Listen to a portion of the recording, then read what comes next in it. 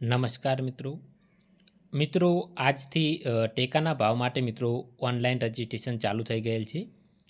સરકાર દ્વારા મિત્રો મગફળી, મગ, અડદ અને મિત્રો સોયાબીન માટે તારીખ 1 સપ્ટેમ્બર 2025થી લઈ અને 15 સપ્ટેમ્બર 2025 સુધી મિત્રો ઓનલાઈન અરજી ચાલુ કરવામાં આવેલ છે.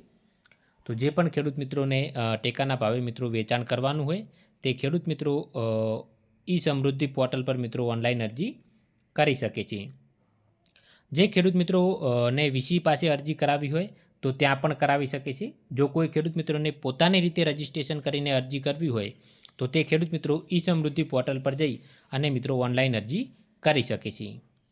બીજી વસ્તુ મિત્રો કે ઘણા બધા ખેડૂત મિત્રોના મેસેજ હતા કે શું ઈ સમૃદ્ધિ પોર્ટલ પરથી મોબાઈલમાંથી ઓનલાઈન અરજી થઈ શકે?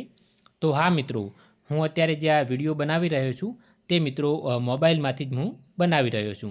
તો મોબાઈલમાંથી પણ તમે મિત્રો આ રીતે ઓનલાઈન અરજી કરી શકો છો. તો સૌપ્રથમ મિત્રો તમારે આ વેબસાઇટ ખોલવાની રહેશે. વિડીયોની નીચે ડિસ્ક્રિપ્શનમાં મિત્રો લિંક પણ આપેલી છે, તેના પર ક્લિક કરીને તમે ડાયરેક્ટ આ વેબસાઇટ ઓપન કરી શકો છો. ત્યારબાદ મિત્રો તમારે લોગિન પર ક્લિક કરવાનું રહેશે, જેમાં મિત્રો તમને સૌપ્રથમ ઓપ્શન દેખાય ફાર્મર લોગિન, તેના પર ક્લિક કરવાનું રહેશે.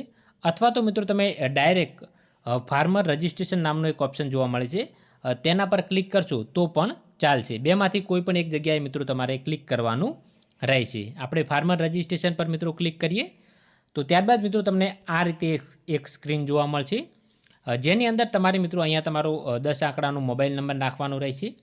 આ જે કેપ્ચા કોડ દેખાય છે તે મિત્રો તમારે અહીંયા નાખવાનો રહેશે અને ત્યારબાદ મિત્રો આ સાચાનું જે બટન છે આ બટન ઉપર ક્લિક કરવાનું રહેશે, જેથી મિત્રો તમારા નંબર મોબાઈલ નંબર ઉપર એક 6 આંકડાનો મિત્રો ઓટીપી જશે.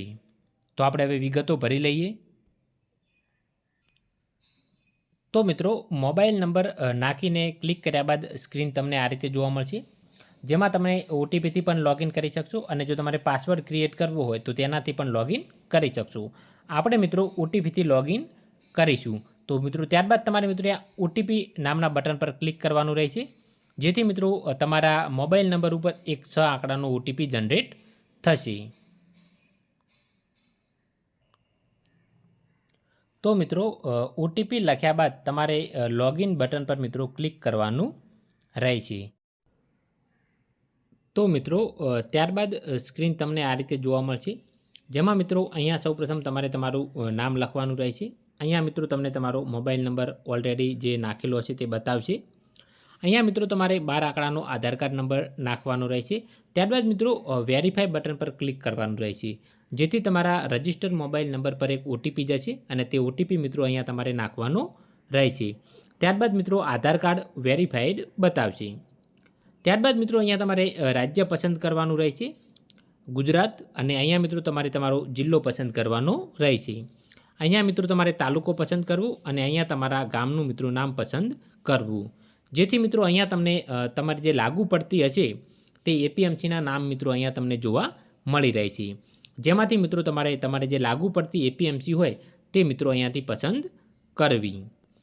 ત્યારબાદ નીચે મિત્રો તમને જે તે વસ્તુ એટલે કે પાકોના નામ જોવા મળશે. તો તમારે કઈ કઈ વસ્તુ માટે મિત્રો રજિસ્ટ્રેશન કરવાનું હોય તે અહીંયાથી મિત્રો તમે ક્લિક કરી શકો છો. જેમ કે તમારે જો મગફળી માટે કરવું હોય તો આ ગ્રાઉન્ડ નટ છે તેના પર ક્લિક કરવું. સોયાબીન માટે આ સોયાબીનનો ઓપ્શન છે. ઉડદ માટે મિત્રો અહીંયા બ્લેક ગ્રામ એટલે કે ઉડદ પર ક્લિક કરવું. મૂગ એટલે કે મગ માટે ગ્રીન ગ્રામ ઉપર ક્લિક કરવું.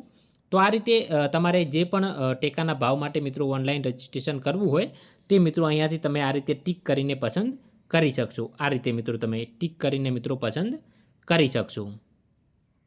ત્યારબાદ નીચે મિત્રો તમારે આ એક ચેકબોક્સ પર ક્લિક કરવાનું રહેશે અને ત્યારબાદ મિત્રો અહીંયા જે સેવ નામનો ઓપ્શન દેખાય તેના પર તમારે ક્લિક કરવાનું રહેશે, જેથી તમારી જે બેઝિક ડિટેલ છે તે મિત્રો સેવ થઈ જશે.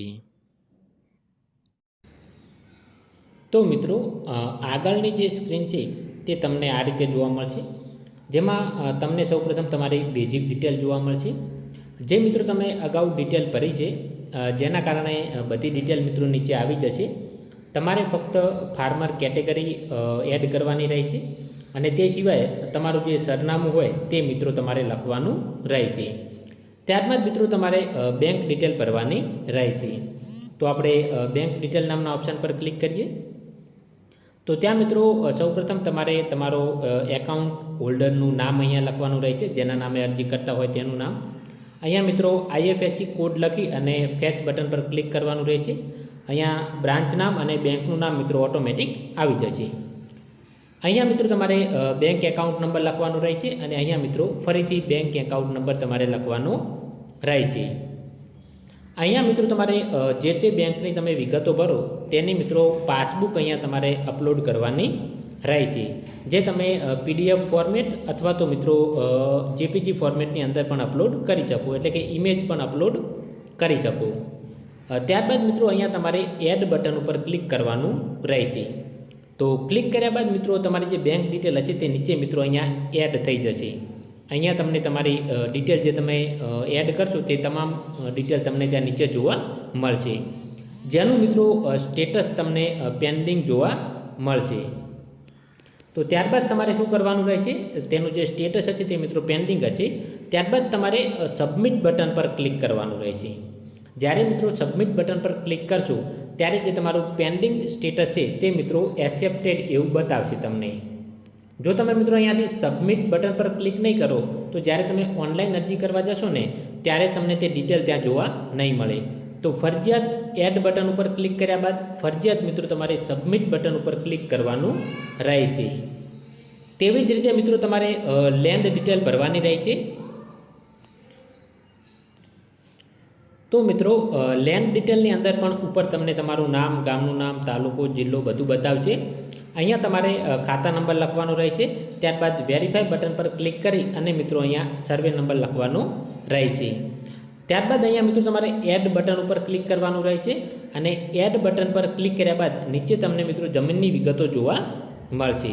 તમને મિત્રો જમીનની વિગતો જોવા મળે ત્યારબાદ તમારે ફરીથી સબમિટ બટન ઉપર ક્લિક કરવાનું રહેશે. જેથી તમને મિત્રો અગાઉ જે પેન્ડિંગ સ્ટેટસ બતાવતું હશે તે ફરીથી મિત્રો એક્સેપ્ટેડ થઈ જશે. એટલે કે મિત્રો તમારે એક વખત એડ બટન દબાયા બાદ જેટલી પણ જમીન એડ કરવી હોય તેટલી અહીંયાથી તમે કરી શકશો. તમારે એકસાથે તમામ જમીન એડ કરી દેવાની છે. કર્યા બાદ તમારે મિત્રો સબમિટ બટન પર ક્લિક કરવાનું રહેશે. જો તમે મિત્રો સબમિટ બટન પર ક્લિક નહીં કરો તો જ્યારે તમે ઓનલાઈન અરજી કરવા જશો ત્યારે મિત્રો તમને અહીંયા જમીન જોવા નહીં મળે. તો ફરજિયાત મિત્રો જેટલી પણ તમારે જમીનની સર્વે નંબર એડ કરવા હોય તેટલા તમે વારાફરતી એડ કરી દો. ત્યારબાદ ફરજિયાત મિત્રો સબમિટ બટન પર ક્લિક કરવાનું રહેશે. તો મિત્રો આપણે આ 3 વિગતો સૌપ્રથમ ભરવાની રહેશે.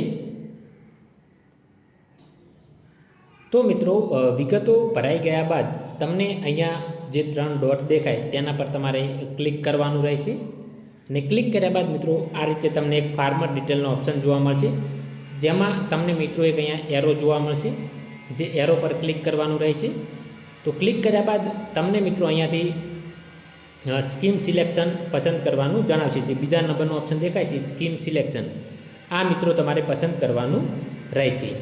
તો સ્કીમ સિલેક્શન પસંદ કર્યા બાદ એક અલગ વિન્ડો મિત્રો આ રીતની ઓપન થશે, જેમાં સૌપ્રથમ જે તમારું સ્ટેટ છે તે મિત્રો ઓટોમેટિક પસંદ કરેલું જ આવશે. અહીંયા મિત્રો તમારે વર્ષ પસંદ કરવાનું રહેશે.